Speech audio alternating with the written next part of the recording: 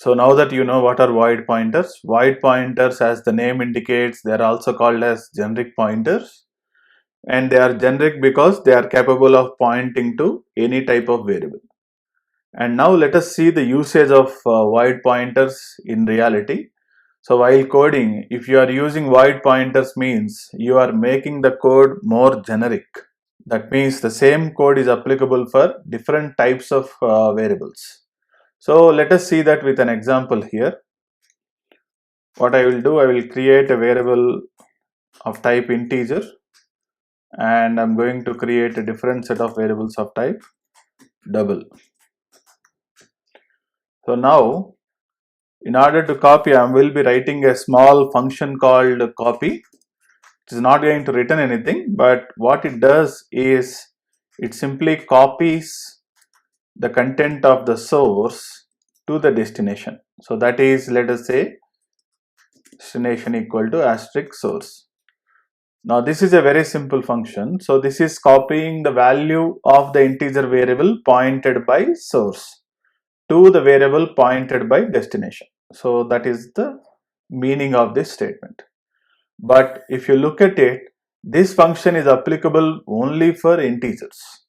Now if I wanted to use the same function for double, I cannot use it.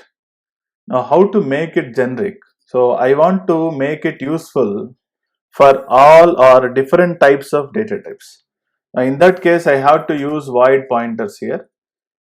So void, so destination is a pointer to void and source is a pointer to void. So that means there can be any addresses. That's fine. But in order to typecast, if I say int star, and here if I say int star, though it is a void pointer, the internal statement makes it applicable only for integers. So this is not the correct way to implement it. So let us see how to implement it. What I will do here is, because I don't know the size of the content, I will also accept the size. So I will copy all the bytes from source to the destination. So I will make it a byte by byte copy because I don't know what the actual data type is, so that I'll simply dump the content from the source address to the destination address. So in order to do that, I will declare a simple variable I, and for each byte, so that is 1 to less than or equal to size I plus plus. Now if I make it less than size, and if I make it 0, it will be more convenient for us.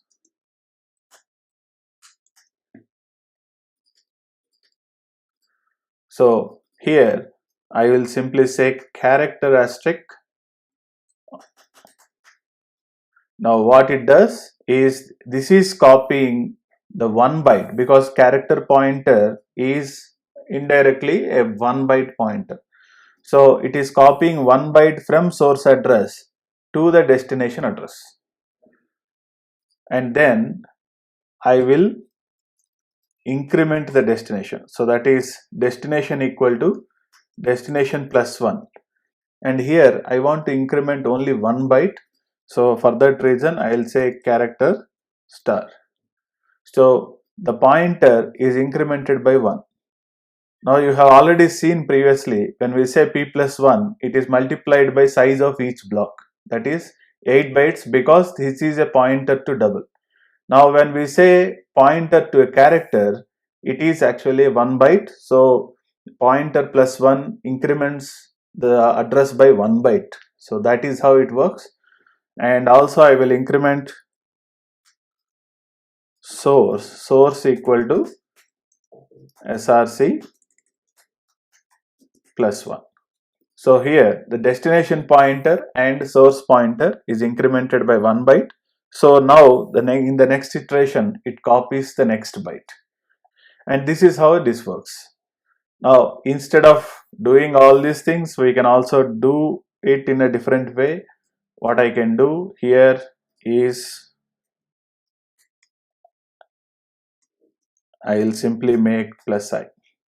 So what I'm doing here is destination is considered as a pointer to a character, and plus I will give you the corresponding byte, and similarly the content of the respective byte of source. So that is the 0th byte from source is copied to 0th byte in destination, plus first byte is copied to first byte, like that. Now this function, if you look at it, this is applicable for different data types. So it is not just restricted to a simple integer. Now let us see how this works. Copy, I'm using this against the integer, and here I want to get the size of an integer, so size of int, and the same function I will use for a double as well.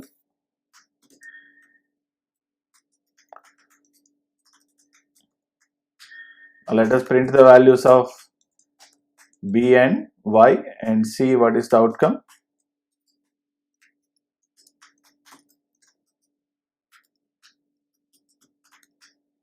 You can see that we copied the content. So this is how it is. When you are using void pointers, you are making the functions more generic so that they are applicable for different types of data types, and that is how we can define a generalized functions as well.